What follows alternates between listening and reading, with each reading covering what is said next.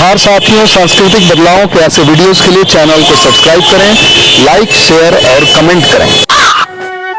अभी हमारे जो प्रथम वक्ता है आदरणीय वाल्मीकि प्रसाद जी, सर से आग्रह है कि आप बिल्कुल सर आप विस्तार से बताएं, क्योंकि आपने जीवन में बहुत कुछ किया है, बहुत बढ़िया चीजें सीखी हैं, सिखाया है और भी बहुत सारे संस्कार करवाए हैं। तो आराम से बताएं, कोई जल्दबाजी नहीं है। बचपन से जैसे आपने कैसा जीवन जिया, फिर संस्कारक के रूप में कैसे मन लग गया आपका, ये सब बताने के लिए इस पूरे मिशन की तरफ से सम्मान आमंत्रित करता हूँ हमारे आचार्य वाल्मीकि जी। स्वागत सर आपका।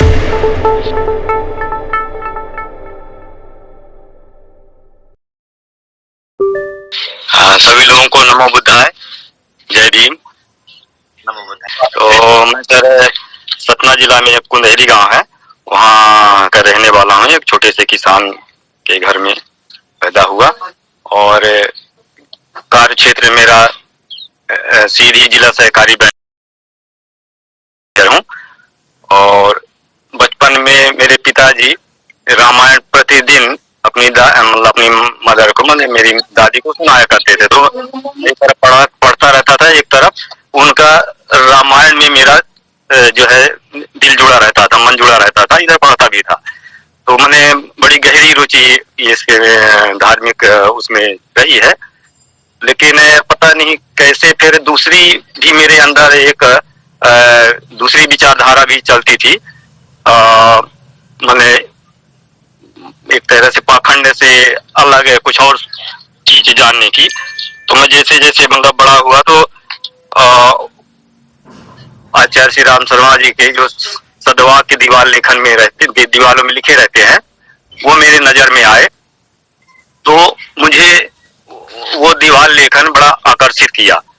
और उस समय मैं शहडोल में पॉलिटेक्निक में पढ़ता था, तो उसी समय से मेरे अंदर ये आया था कि ये कौन व्यक्ति है, इतने सुंदर सुंदर इसमें क्रांतिकारी विचार ये कौन दे रहा है। और चूंकि पढ़ाई पढ़ता था तो वहां तक जाता नहीं था उनके संस्थाओं में, ना हरिद्वार गया, ना शक्तिपीठों में, कहीं नहीं जाता था, बस दीवार लेखन से प्रभावित हुआ था। जब सीधी में मैं आया 91 में, तब मुझे मेरे सहकर्मी ने ही वो शक्तिपीठ से जोड़ दिया, वहाँ दीक्षा भी दिलवा दिया।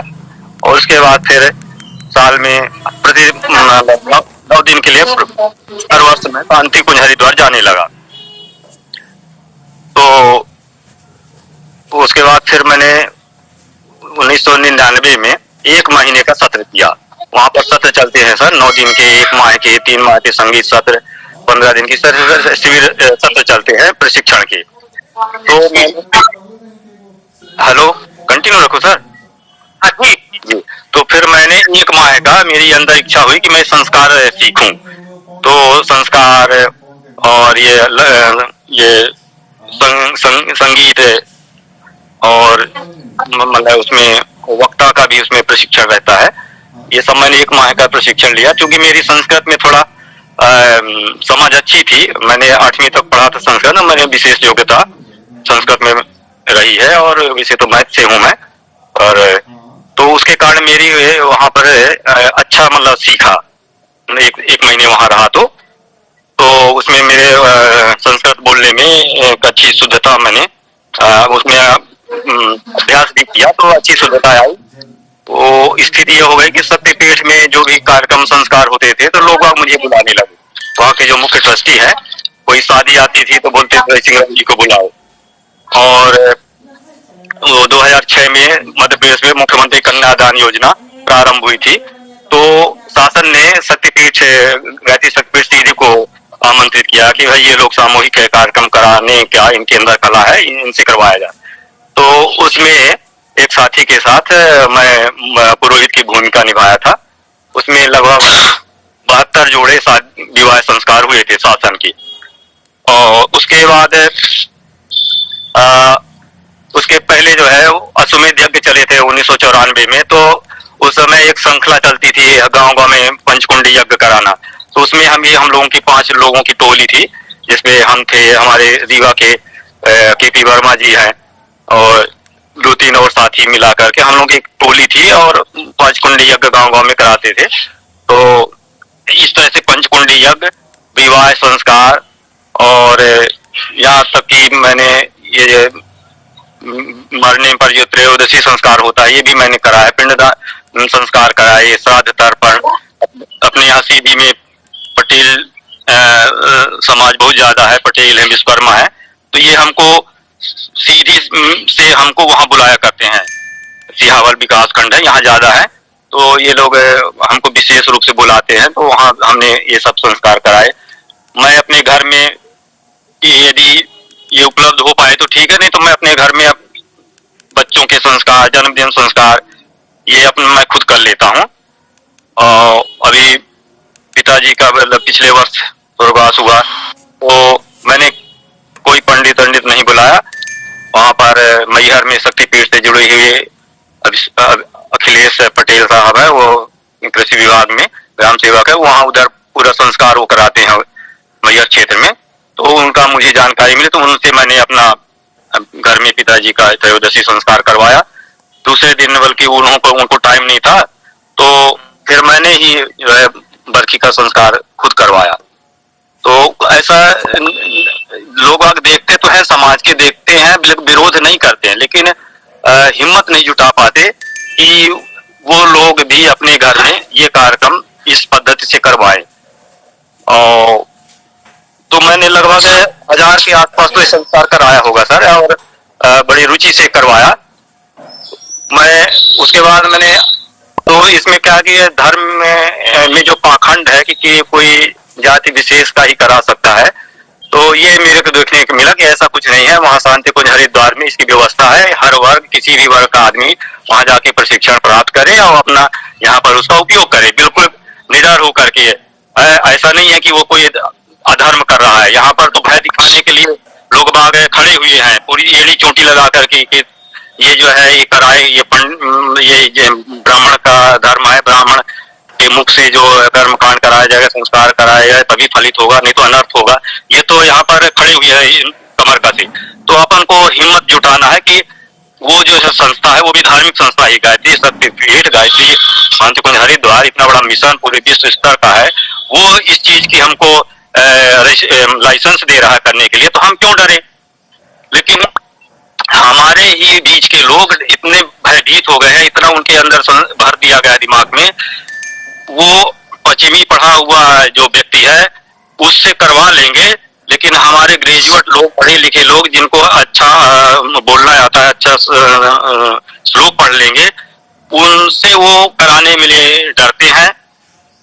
अभी एक उदाहरण है कि मैहर में ही एक मेरे भांजी की शादी थी, तो मिलिट्री रिटायर्ड एक रिश्तेदार थे, मैंने सोचा पढ़े लिखे हैं तो इनसे थोड़ा मैं शेयर करूं कि भाई अपन अपने समाज के लोगों को कुछ पुरोहित बनाए और है भी, तो उनसे करवाया करें, क्यों इनसे। तो वो तपाक से बोले कि नहीं ये तो पंडितों का काम है। तो मैं पढ़ा, उनसे निराश हुआ गया, पढ़ा लिखा आदमी होकर के इस तरह से बोल रहा है। और जैसे अभी सुनील सर ने कहा, कहीं पर विवाह के बाद उन्होंने उनकी कमियों को दिखाया। भाई कमी अपन जानते हैं, जो कमियां हैं तो निश्चित रूप से वो हमारे दिमाग में बैठ जाएगी और उसको हम दूर करने की कोशिश करेंगे। तो उन्होंने फिर उसका निराकरण, मतलब लोगों को समझाया कि ये कमियां है। और हमारे लोग क्या है सर कि यदि हम करवाएंगे तो वो आंख गड़ाए रहेंगे कि क्या क्या कमी की जा रही है, जो लोक परंपरा में है उससे हटके हमको करना पड़ेगा, क्योंकि हम अच्छी चीज ला रहे हैं, परिष्कार कर रहे हैं, तो वो जो खराबियां हैं उनको हटाएंगे। उन खराबियों को हटाने को ही वो कारण बनाएंगे कि ये अच्छा नहीं करवाए हैं, और वो कुछ भी करते रहेंगे तो उनके नजर में सही है, क्योंकि वो पंडित है तो वो कुछ भी कर दे वो सब अच्छा कर रहा है। हम पढ़े लिखे होकर के भी अच्छा कर रहे हैं, हमारे जीवन में शुचिता है, मंत्रों में शुद्धता है, भाव शुद्ध है, वो उसका महत्व नहीं है। मैं एक उदाहरण दूं सर, कटनी में मेरे बुआ के लड़के की शादी थी, अब कई साल हो गए, 20 साल हो गए। वो पंडित आश्चर्य मानेंगे, विश्वास भी लोगों का विश्वास भी हो सकता है, वो पंडित मंडप के अंदर बीड़ी पी रहा था, संस्कार करा रहा था, वो बीड़ी पी रहा था। और यज्ञाग्नि, एक देव अग्नि होती, यज्ञाग्नि है जो वहां पर मंडप के बीच में 7 फेरे करवाए जाते हैं लड़का लड़की वर वधू को, वो यज्ञ अग्नि है, यज्ञ की अग्नि है वो। उस यज्ञ की अग्नि में अपन साधारण अग्नि जलाते हैं तो कहते हैं भैया हाथ फेंको लेकिन पैर उस तरफ न करो, अग्नि देवता होता है। वो यज्ञ की अग्नि में लड़का लड़की को पैर उठा करके ऐसे ऐसे घुमाया 7 बार, वो मैंने देखा।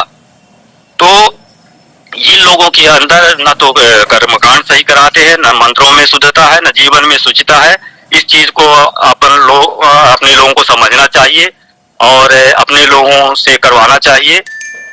और जैसे अभी ये रविराज सर ने कहा कि ये सब जो है, ये सब कर्मकांड पाखंड है, सब में पाखंडता है। तो मैं ये निवेदन करूंगा कि सर पाखंड तो मेरे को भी लगता है। मैंने जब से आचार्य ओशो से जुड़ा तो मेरे अंदर भी विचारों में थोड़ी व्यापकता आई। गायत्री शक्तिपीठ में आया तो एक विचारों में व्यापकता है कि ये पाखंड से अपन को दूर होना है। लेकिन इसमें मैंने देखा कि पाखंड नहीं है इसमें। जो यदि आप उनका संस्कार सुनेंगे तो उसमें बड़ी वैज्ञानिक तरीके से हर कर्मकांड को समझाया गया है। वो आपके जीवन में व्यक्तित्व को सुधारने के लिए, व्यक्तित्व को गढ़ने का उसमें पिरोया गया है। आचार्य श्री ने बहुत अच्छा संस्कार दिया है, संस्कारों की पद्धति दिया है। तो उसको यदि आप उसको सुनेंगे और कुछ भी पढ़ेंगे तो लगेगा नहीं यार इसको अपनाना चाहिए। लेकिन उसमें भी होगा जो आवाहन करते हैं देवी देवताओं के, उसमें थोड़ा विवाद हो सकता है भाई। उसमें आपके ऋषि हैं कौन सी है, दुर्वासा ऋषि। अब दुर्वासा ऋषि कहते हैं कि वो क्रोधी थे। अब क्रोध है और ऋषि मुनिषियों का ये थोड़ा संगति नहीं बैठती, ऐसी भी देवता है। और वो कौन है, फरसा लेके परशुराम जैसे वो 21 बार धरती को मुक्त कराया फरसा चला चला करके। तो ऐसे ऐसी देवी देवताओं को वहां आवाहन होता है।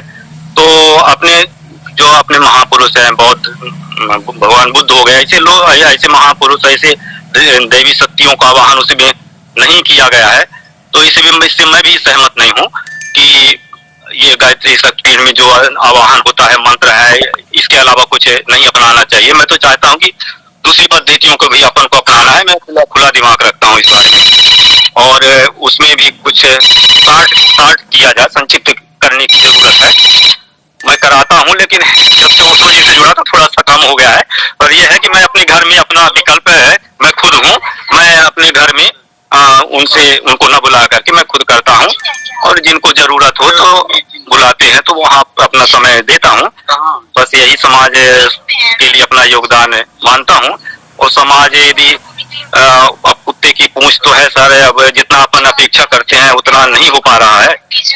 पर अपन यदि, गुरु जी ने कहा है हमारे आचार्य जी ने कि आप बोलने के बजाय अपने आचरण में जो करोगे उसका ज्यादा प्रभाव पड़ता है, बोलने का कम पड़ता है।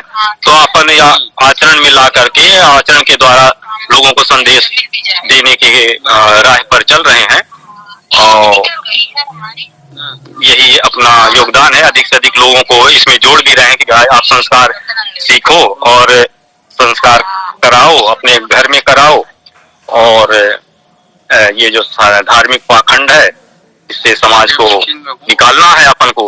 तो पहले तो ये पकड़ना पड़ेगा जिस दलदल में वो घुसे हुए हैं, वहां से निकालने के लिए अपना गायत्री मिशन एक बहुत, अब जैसे बौद्ध परंपरा है सर, तो बौद्ध परंपरा सहज लोग तैयार नहीं होंगे। लेकिन ये गायत्री मिशन में थोड़ा सा क्या कि वैदिक रीति विधि उसमें जुड़ी हुई है, तो उसमें आसानी से लोग बाग अपने पकड़ में आ जाते हैं और उनको अपने इसमें लाने में सुविधा है। तो पहले तो उनको यहाँ पर लाएं, उसके बाद फिर अपन उसको अगले चरण में फिर बौद्ध परंपरा में जोड़ें। तो इसमें बुराई नहीं है, अच्छी विधियां हैं। इसमें हर संस्कार दिया है गुरु जी ने। पुंसवन संस्कार, जब गर्भ में अब बच्चा आता है, पुंसवन संस्कार, उसके बाद नामकरण, मुंडन, विद्यारंभ, विवाह, यज्ञोपवीत, पूरे इसमें 10 संस्कार उन्होंने दिया है। और 2 संस्कार उन्होंने अतिरिक्त जोड़ा है जो आजकल प्रचलन में है। विवाह संस्कार तो कम है, तब उन्होंने जोड़ा है। विवाह नहीं, वो जो साल में होता है विवाह का वर्षगांठ, हाँ। और एक जन्मदिन संस्कार, तो जन्मदिन संस्कार बहुत प्रचलन में है। लोग बाग पंडित को बुलाते हैं और कथा सुना करके और तीसरी कर देते हैं, जबकि कथा नहीं, उसमें हमारे गायत्री मिशन में जो पद्धति दी है उसमें बहुत अच्छा है कि पंच देवताओं का पूजन किया जाता है। पंच तत्वों से शरीर बना हुआ है। इन पंच तत्वों का हमको अपने जीवन में संतुलन बना के चलें। जैसे पानी है, पानी संतुलित मात्रा में पिए, पानी का दुरुपयोग ना करें। अग्नि तत्व का पूजन करें। अग्नि तत्व का पूजन का मतलब आपके अंदर जो जठराग्नि है, जठराग्नि को तीव्र रखें। और ठंडी मंडी चीजों का, जैसे आजकल लोग खूब आइसक्रीम वगैरह खाते हैं तो अग्नि आपकी ठंडी हो जाती है। खाना खाते हैं, आइसक्रीम खा लेते हैं, आइसक्रीम मत खाओ, गर्म चीज पी होती है, उसमें सब समझाया गया है। जल तत्व हो गया, अग्नि तत्व हो गया, वायु तत्व हो गया, पृथ्वी तत्व हो गया, आकाश तत्व, ये सभी तत्वों का पूजन किया जाता है। और जितने वर्ष के आप हो गए तो उतने दीपक जलाए जाते हैं। यहाँ क्या होता है, दीपक मोमबत्ती जला के बुझाते हैं, तो वहां पर दीपक जलाया जाता है कि हमारे ये जो जितने वर्ष के हम हो गए उतने दीपक जलाया गया। ये हमारे पूर्व वर्षों के का योगदान है, जो हमको आगे का जीवन हमको प्रगतिशील बनाएगा। तो उनका भी सम्मान करें, पिछले वर्षों के जो दीपक हमने जलाया, और एक वो दीपक जलाते हैं आगे के जीवन के लिए, तो वो हमारा वो प्रकाशवान रहे। इतनी बढ़िया पद्धति विधि दी गई है। और उसके बाद संकल्प कराया जाता है कि आपके अंदर जो जीवन कोई बुराई है, जो आपके जीवन प्रवाह को कुंठित कर रही है, जीवन प्रवाह के लिए बाधा बन रही है, उसको संकल्प करिए कि उसको हम छोड़ेंगे और अच्छाई ग्रहण करेंगे।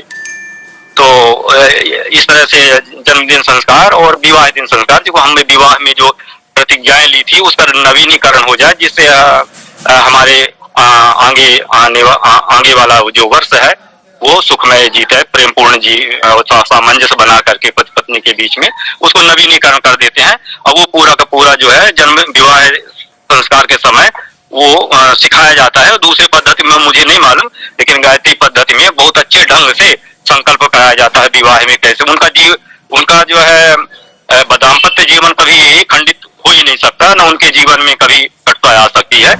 हाँ, ये है कि हर साल उसका नवीनीकरण करें। तो इस तरह से 10 संस्कार, पिछले जो पहले चलते थे 16 संस्कार, 16 में गुरुजी ने 8 को हटा के 10 लिया है जो सामयिक है, और दो सामयिक इनको जोड़ा है। 12 संस्कार हमारे यहाँ करवाए जाते हैं। बड़े वैज्ञानिक हैं, बड़े प्रभावकारी हैं, इनका हमें अपनाना चाहिए।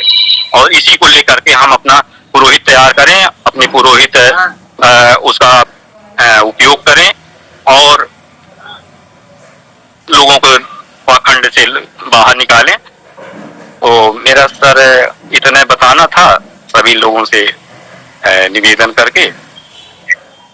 बहुत बढ़िया, बहुत बढ़िया बताया आपने। बिल्कुल प्रैक्टिकल जो जैसे आपने शुरू किया और जो आपको समस्याएं आई, जो चुनौतियां आई, वो सब आपने समझाया बहुत संक्षेप में। जो इस मिशन की तरफ से आपको पुनः बारंबार अभिनंदन है सर। तो बहुत बहुत धन्यवाद आदरणीय वाल्मीकि सर। और जो आपने बताया है बातें, जो चुनौतियां हैं, उनको हम लोग समाधान करेंगे। और आपके वक्तव्य के ऊपर मैं टिप्पणी करने के लिए आमंत्रित करता हूं अपने मिशन के संरक्षक आदरणीय राममिलन सर को। आदरणीय राममिलन जबलपुर से स्वागत सर। आप थोड़ा संक्षेप में अपनी बात रखें सर। सर ने जो वक्तव्य दिया है।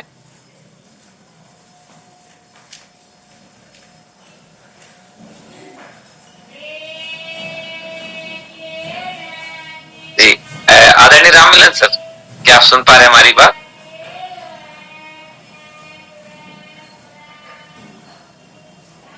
जी, अपने साथी विकास गंगवार जी को आमंत्रित करता हूं कि जो भी बात चर्चा हुई है उसके ऊपर अपनी बात रखें। आदरणीय विकास गंगवार जी, बरेली उत्तर प्रदेश। स्वागत है विकास। सभी साथियों को नमस्कार, जोहार।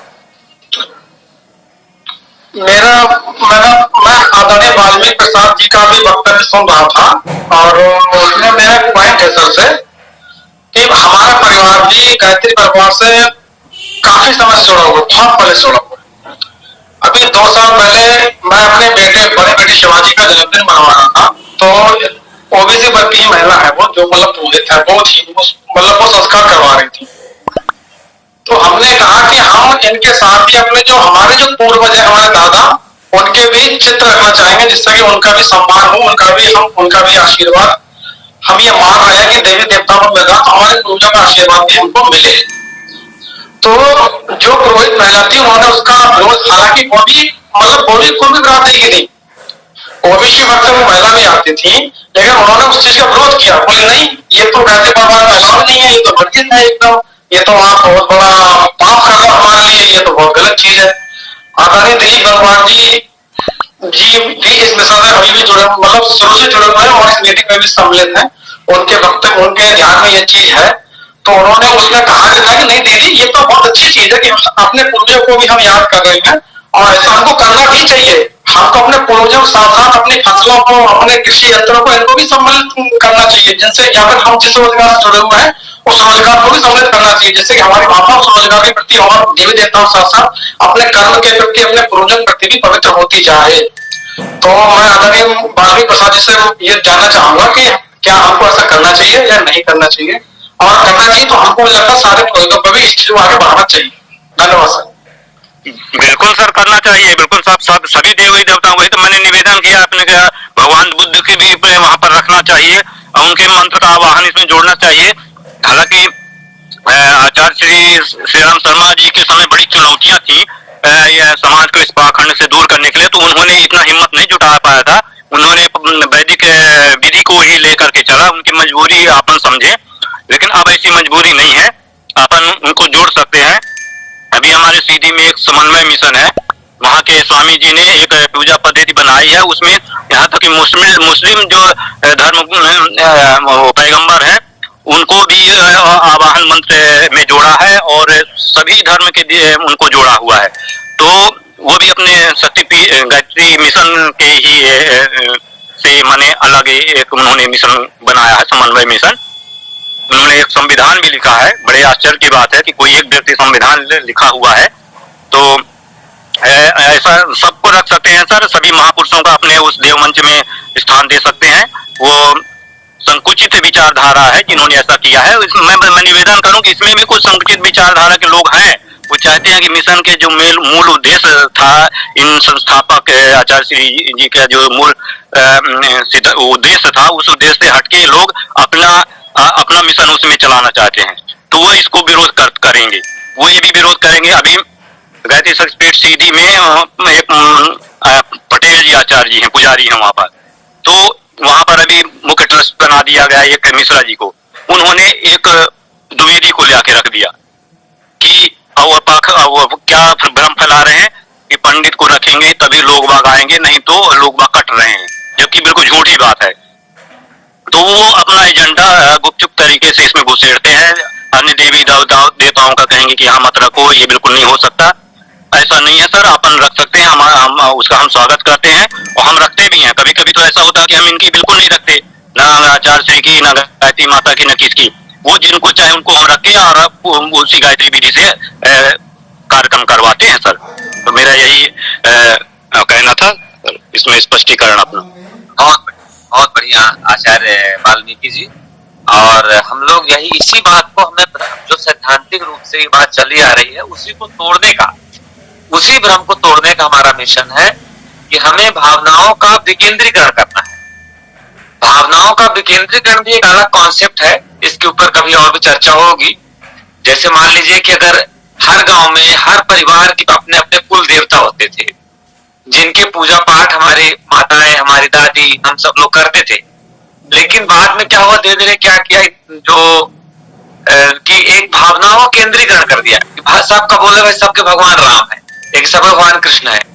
हमारा किसी के प्रति कोई गलत भावना ना रहे, लेकिन हम ये सोचे कि हम सबको सम्मान दें, अपने पूर्वजों का भी सम्मान करें और भावनाओं का केंद्रीकरण न होकर भावनाओं का विकेंद्रीकरण करें। इससे हमारा राष्ट्र ज्यादा रेशनल बनेगा, ज्यादा अच्छा बनेगा। तो बहुत बहुत धन्यवाद आचार्य वाल्मीकि जी। आदरणीय कमलेश वर्मा जी, हमारे आचार्य कमलेश वर्मा जी हैं, उनसे आग्रह है कि अपनी बात रखें। आचार्य कमलेश।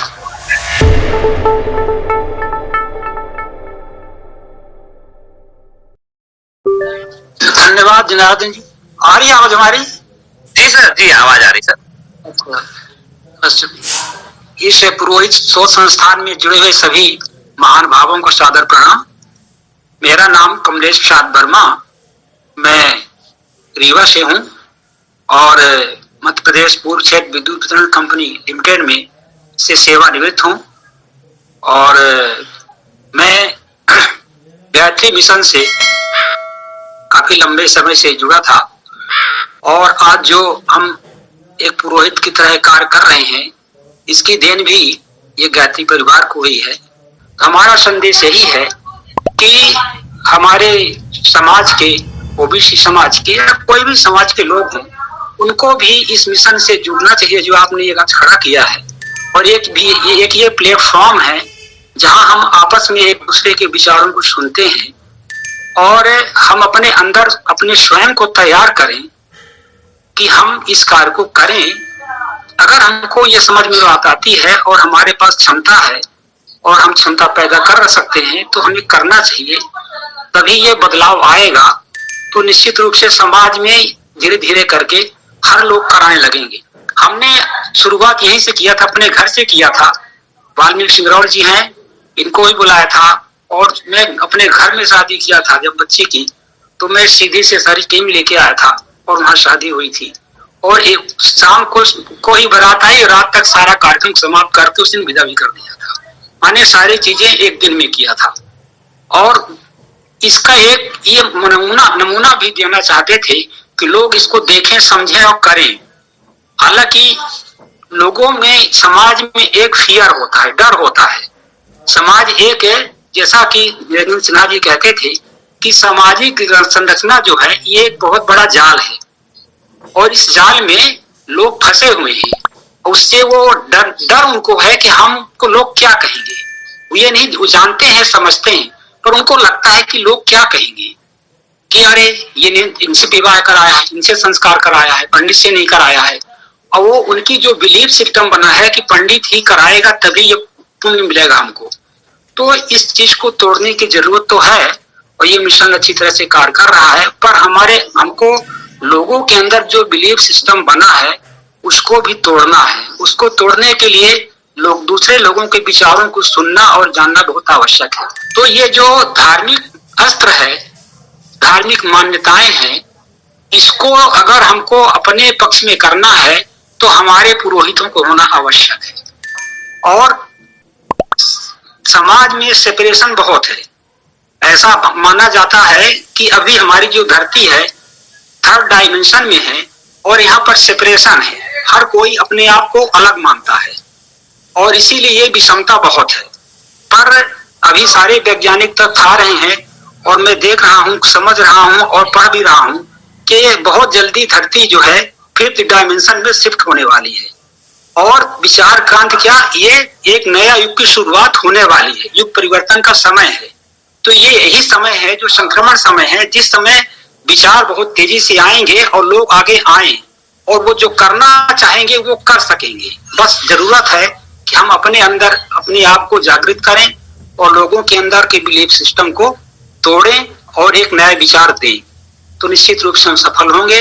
सिंगरौल साहब ने बहुत तरह समझाया था कि हम संस्कारों के माध्यम से, जन्म दिवस के माध्यम से और अन्य जो पर्व आते हैं हम मनाते हैं, जैसे होलिका है, दिवाली है और कोई त्योहार आते हैं, इन माध्यमों से भी अपने घरों में जब पूजन करते हैं तो हमें ज्यादा से ज्यादा लोगों को जोड़ करके और अपने लोगों से कराएं। और जो हमारे पुरोहित हैं वो साहित्य का स्वाध्याय अवश्य करें, तभी वो विचार दे सकेंगे।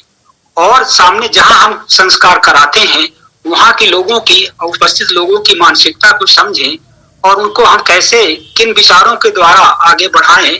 हमारे संस्कारों में केवल कर्मकांड ही ना हो, उससे संबंधित हमारा प्रेरणादायक कुछ उदाहरण भी होने चाहिए, विचार भी होने चाहिए जो साइंटिफिक हों और उनके मनों को भाएं और लगे कि हाँ ये बदलाव की जरूरत है, हमको इसको अपनाना चाहिए।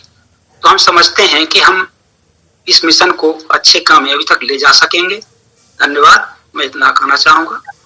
बहुत बहुत धन्यवाद आदरणीय विचारे कमलेश वर्मा जी। आपके जो विचार हैं वो शिरोधार्य हैं। आप ऐसे ही हम लोगों का मार्गदर्शन करते रहें। आप स्वयं भी संस्कारक हैं और आपके घर भी आया था, मुझे याद है कि आपने बहुत अच्छे समझाया था कि समाज को कैसे हमें समतावादी समाज बनाना है। एक बार पुनः आपको बहुत बहुत धन्यवाद।